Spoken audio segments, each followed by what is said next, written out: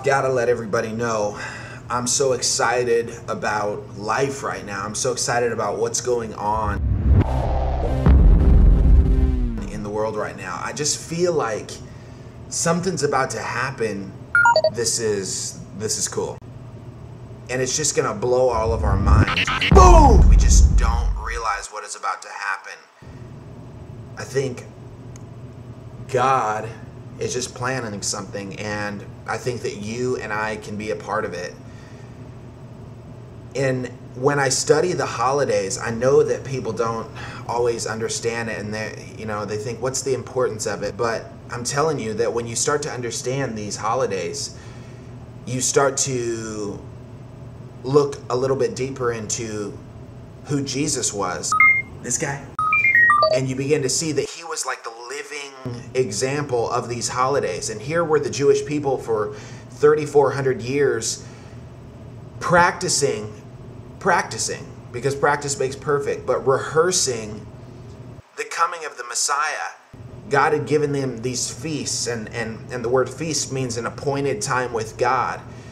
God had given them these appointed times to remind themselves to stay on point so that when the Messiah comes, they recognized him. And contrary to popular belief, most of them did recognize Jesus as the Messiah. Is that true? But when Judeo-Christianity reached Rome, 350 years after the death of Christ, as a political power move, Constantine switched everything up and to take attention and power away from the Jews, created a form of godliness that lacked power. And that's unfortunately what you and I have to settle for up till now, for the last 2,000 years in our modern day churches. But that's all changing as we come back to our Jewish roots. And I just want to talk to you about the significance of the parallels a little bit between Jesus and these high holidays. Rosh Hashanah, Yom Kippur, Sukkot, Passover. What is this guy talking about? Because it's not just a sentence, it's not just a statement, it's not just a catchphrase to say that Jesus is the sacrificial lamb. He really is the lamb. He really is the once and for all lamb. For 2,000 years before Jesus, the Jewish people were sacrificing a lamb at Passover, celebrating and remembering what happened in Egypt when God took them out of Egypt and came and said that his spirit was going to come down and kill the firstborn of every single family. But because he loved the Jewish people, he said, sacrifice a lamb and put the blood of it on the doorpost of your house. When my spirit comes down, I'll see the blood of the lamb and you'll be protected. And every curse will be broken in your life. There was prerequisites for the lamb. It could have no spot, no blemish. It had to be inspected for 4 days. It could be found with no fault. No broken bones. Nothing could be left of it till morning. All of these exact same things happened with Jesus. 4 days before Passover was Palm Saturday, or I can't remember, Palm something. What's that called? And the people would be waiting with palm branches for the lamb to come in. On this exact day, after thousands of years of celebrating this, rehearsing this, on this exact day, Jesus rolls in to Jerusalem on a donkey, his triumphant entry. 4 days before his death. And just like the lamb, just like the sacrificial lamb, the physical lamb, for 4 days he was inspected. Pontius Pilate said there could be no fault found in him. Are you drawing these parallels? It's amazing. The exact same things that had to happen with the animal, the lamb, were happening with Jesus. When he was crucified at twilight, the exact same time the sacrificial lamb had to be crucified, had to be slaughtered. No broken bone was found in him. No fault was found in him. He was taken down before the next morning. Nothing could be left over. These parallels prove that beyond a shadow of a doubt, there's no possible way this could be coincidence. Jesus was the once and for all lamb, and just like in the first lamb, the blood on the doorpost of our house protected us, the second lamb, the once and for all lamb, was the burden removing, yoke destroying power of God for our lives once and for all. Preach it!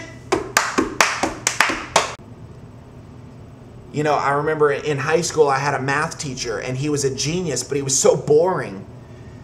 And he knew all of the formulas. But I would sit there in class and never learned anything. And I could never apply any of that to my life.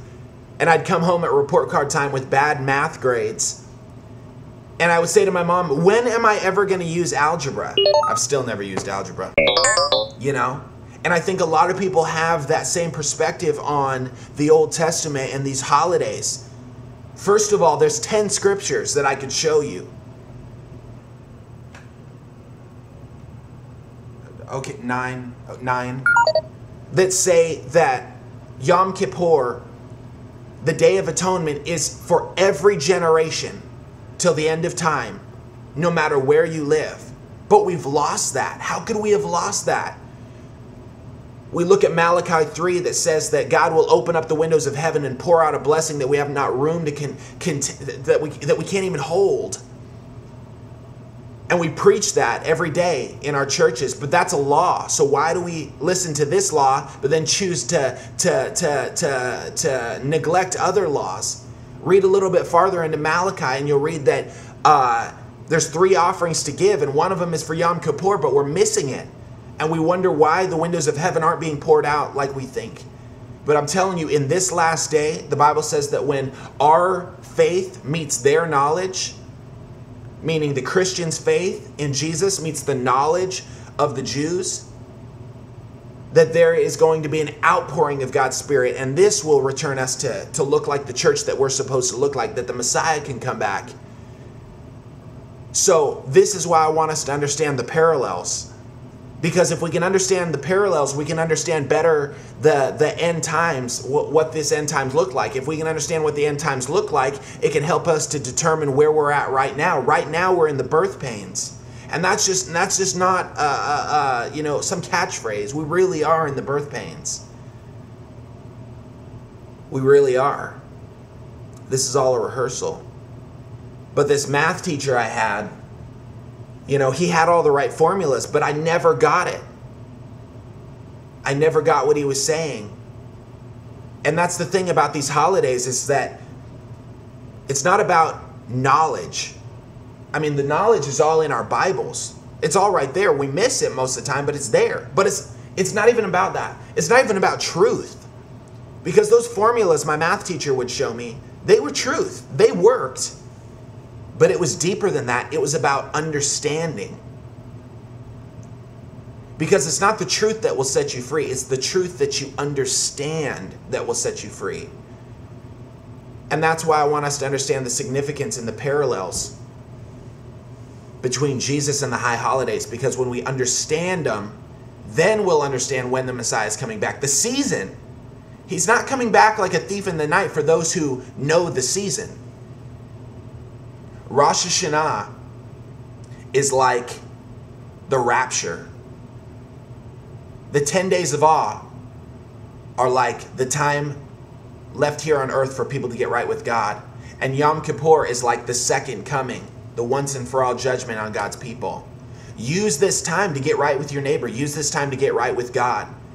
Because at the very worst, the rest of your year is going to be the most blessed year of your life. And that's what I believe is about to happen. I believe that the church is about to see the most radical revolution. We've been talking about a revolution for 15 years. Why are we still talking about it? Because it hasn't happened yet, but it's about to.